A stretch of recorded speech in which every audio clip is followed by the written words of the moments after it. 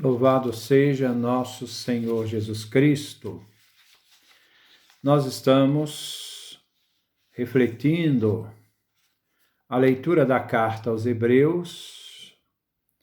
É o nosso 25º encontro, onde vamos trabalhar na carta aos Hebreus, o capítulo 10º, do versículo 1 ao versículo 18. Ouçamos. A lei possui apenas uma sombra dos bens futuros,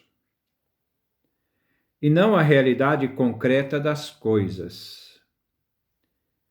Por isso mesmo, oferecendo sacrifícios continuamente, ano após ano, a lei não tem poder de conduzir à perfeição aqueles que participam de tais sacrifícios.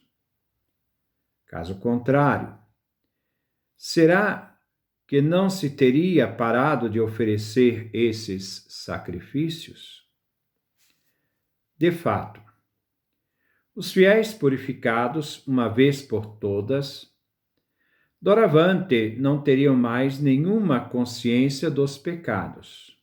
Contudo, por meio desses sacrifícios, a lembrança dos pecados é renovada ano após ano, uma vez que é impossível eliminar os pecados com sangue de touros e bodes. Por esse motivo, ao entrar no mundo, Cristo disse: Tu não quiseste sacrifício e oferta. Em vez disso, tu me destes um corpo. Holocaustos e sacrifícios não são do teu agrado. Por isso eu disse: Eis-me aqui, ó Deus. No rolo do livro está escrito a meu respeito, para fazer a tua vontade. Primeiro diz: Não queres e não te agradam sacrifícios e ofertas, holocaustos e sacrifícios pelo pecado. Trata-se de coisas que são oferecidas segundo a lei. Depois acrescenta: Eis-me aqui para fazer a tua vontade. Desse modo, Cristo suprime o primeiro culto para estabelecer o segundo. E por causa dessa vontade que nós fomos santificados pela oferta do corpo de Jesus Cristo, realizada uma vez por todas. Cada sumo sacerdote se apresenta diariamente para celebrar o culto e oferecer muitas vezes os mesmos sacrifícios, que são incapazes de eliminar os pecados.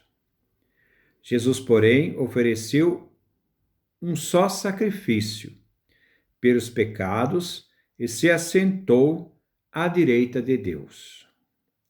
Doravante, ele espera apenas que seus inimigos sejam colocados debaixo de seus pés. De fato, com uma só oferta, ele tornou perfeitos para sempre os que ele santifica. E é isso que o Espírito Santo atesta. De fato, após ter dito: Esta é a aliança que vou concluir com eles depois daqueles dias, diz o Senhor: Eu colocarei minhas leis em seus corações e as imprimirei na sua mente, e não me lembrarei mais dos seus pecados e de suas faltas. Ora, quando os pecados já foram perdoados, não é mais preciso fazer ofertas pelos pecados. Vamos caminhar paulatinamente com o nosso texto, devagarinho, com o nosso texto da carta aos Hebreus, capítulo 10, versículo de 1 a 18. No versículo 1 diz o autor da carta: A lei possui apenas uma sombra de bens futuros, e não a realidade concreta das coisas. Por isso mesmo, oferecendo sacrifícios continuamente, ano após ano, A lei não tem poder de conduzir à perfeição aqueles que participam de tais sacrifícios. Nosso autor continua nos oferecendo uma comparação entre os sacrifícios antigos e o sacrifício realizado por Cristo, sacrifício único e definitivo. Os sacrifícios antigos eram sombra, isto é, não eram realidades definitivas. Eram figuras do sacrifício definitivo do Novo Testamento, da Nova Aliança, a Nova Lei. Não expressam a realidade concreta, esses sacrifícios antigos, mas expressam uma realidade passageira, efêmera. Os sacerdotes do Antigo Testamento ofereciam sacrifícios continuamente, ano após ano, enquanto Cristo Jesus oferece o único sacrifício uma vez por todas. A lei do Antigo Testamento não tinha poder de levar à perfeição aqueles que participavam destes sacrifícios, pois todo ano vinha oferecido sacrifícios pelos pecados dos sacerdotes e do povo. Versículo 2. Caso contrário, será que não se teria parado de oferecer esses sacrifícios? Se os sacrifícios pelos pecados fossem definitivos no Antigo Testamento, então seria oferecido um único sacrifício, sem precisar todo ano de repeti-los. Mas diz o autor, de fato, os fiéis, purificados uma vez por todas, doravante não teriam mais nenhuma consciência dos pecados. Se os pecados definitivamente tivessem sido perdoados de vez, o viver já sem pecado, pois foram perdoados pelo sacrifício antigo, então o povo de Deus não teria mais consciência de suas faltas, não teriam consciência mais de seus pecados. Versículo 3. Contudo, por meio desses sacrifícios, a lembrança dos pecados é renovada ano após ano. Como o sacrifício do Antigo Testamento não perdoa pecados uma vez por todas, e não tira a consciência do pecado, então os sacrifícios do Antigo Testamento renovam a lembrança aos pecadores dos seus pecados. E se faz necessário, todo ano, entrar no santuário para oferecer, então, estes sacrifícios, tendo em vista os pecados do povo. Versículo 4. Uma vez que é impossível eliminar os pecados com sangue de touros e bodes, os sacrifícios antigos eram oferecidos através de sangue de animais irracionais, touros, bodes. Esses não podiam eliminar os pecados uma vez definitiva. É por isso que se repetia todo ano. Versículo 5. Por esse motivo, ao entrar no mundo, Cristo disse: Tu não quiseste sacrifício e oferta. Em vez disso, tu me deste um corpo. Aqui o autor refere a Cristo ao entrar no mundo. A expressão entrar no mundo é alguém que estava fora, o Filho Eterno, e entrou no mundo pela geração no seio da Virgem Mãe Maria. Aqui cito uma palavra, é o Salmo 39, versão hebraica, Salmo 39, versão grega latina, Salmo 40, versão hebraica, do versículo 7 ao versículo 9. Tu não quiseste sacrifício e oferta. Em vez disso, me deste um corpo. É tradução da Bíblia dos 70. A Bíblia hebraica diz: em vez disso, tu me desses um ouvido. Mas o autor da carta faz uso da versão da Bíblia dos 70, a Bíblia de Alexandria, referindo então à encarnação do Filho de Deus. A Bíblia dos cristãos primitivos do Antigo Testamento não foi a Bíblia hebraica, mas a Bíblia grega dos 70, chamado Septuaginta. Versículo 6. Holocaustos e sacrifícios não são do teu agrado. Isso aqui é a continuação do Salmo na versão grega. Versículo 7. Por isso eu disse: eis-me aqui, ó Deus. No rolo do livro que está escrito a meu respeito, para fazer a tua vontade. Jesus não realiza a sua vontade, mas a vontade do Pai. Meu Pai, se este cálice não pode passar sem que eu o beba, seja feita a tua vontade. Mateus 26, 42. Lucas afirma: não se faça a minha vontade, mas a tua. Lucas 22, 42. Versículo 8a. Primeiro diz: não queres e não te agradam sacrifícios e ofertas, holocaustos e sacrifícios pelos pecados. O texto do Antigo Testamento quer denunciar a falsidade dos judeus, quando ofereciam ofertas e sacrifícios a Javé e cultuavam outros deuses, oferecendo a Javé com um culto falso e blasfemo, e não vivendo plenamente a aliança e a justiça para com o próximo. O sacrifício de Cristo é puro e santo. Ele não cometeu pecado. Versículo 8b. Trata-se de coisas que são oferecidas segundo a lei. Sendo a lei imperfeita, e o sacrifício do Antigo Testamento, que não pode perdoar os pecados de forma definitiva, revela a imperfeição do culto do Antigo Testamento. Versículo 9a.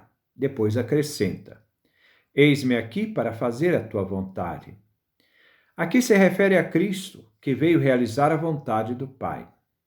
E ele nos ensina no Pai Nosso: seja feita a vossa vontade, assim na terra como no céu. Versículo 9b.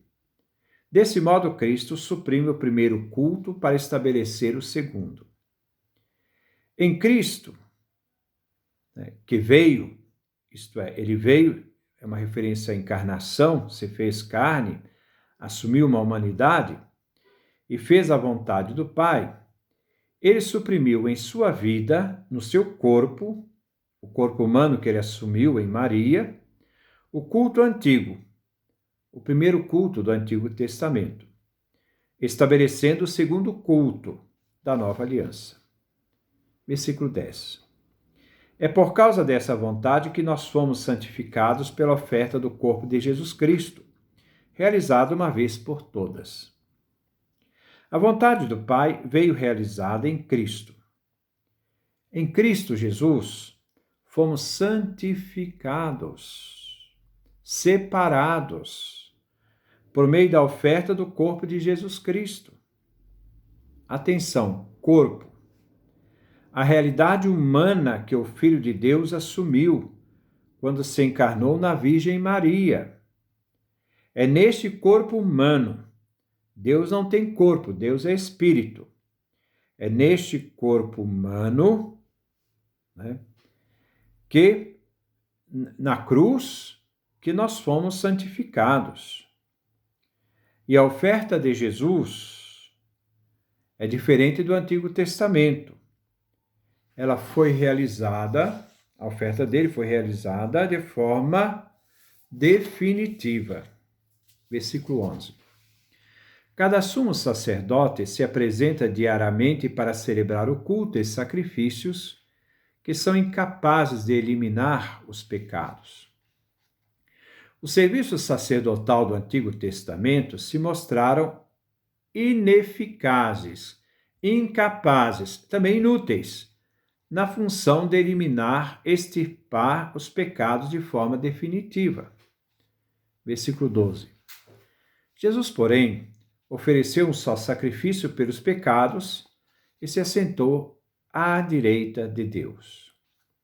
Jesus, aquele que veio, se fez carne, se fez homem em Maria, em seu corpo humano ofereceu, aquele se apresenta como sumo sacerdote, Jesus oferece a si mesmo em seu corpo.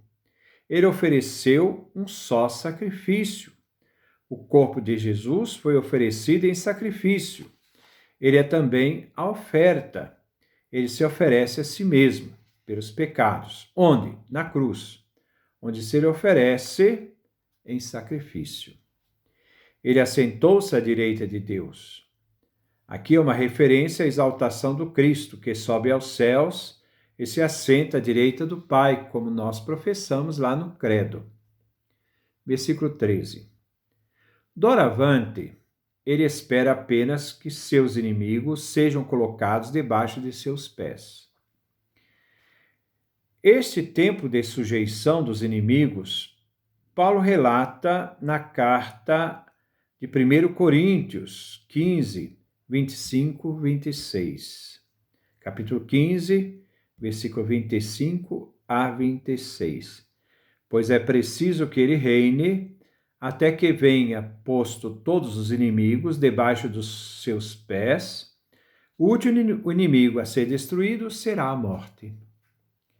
A consciência que o cristão deve ter, que o acontecimento escatológico já tinha ocorrido com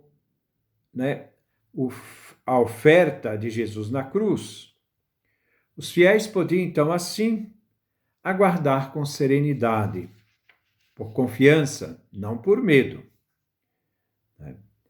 e que estava por acontecer ainda no palco da história humana, pois os cristãos já atingiram a consumação, e para eles, com a morte e ressurreição de Cristo Jesus, já está aberto o caminho para o Santo dos Santos de Deus. No decorrer da história da salvação realizada, será o tempo, então, da submissão dos inimigos. Acreditamos não à força, pois coação se opõe ao livre-arbítrio e liberdade, mas com amor, para convencer os inimigos à graça que o Pai já nos deu em seu Filho amado, Jesus Cristo. Versículo 14. De fato, com uma só oferta ele tornou perfeito para sempre aqueles que ele santifica.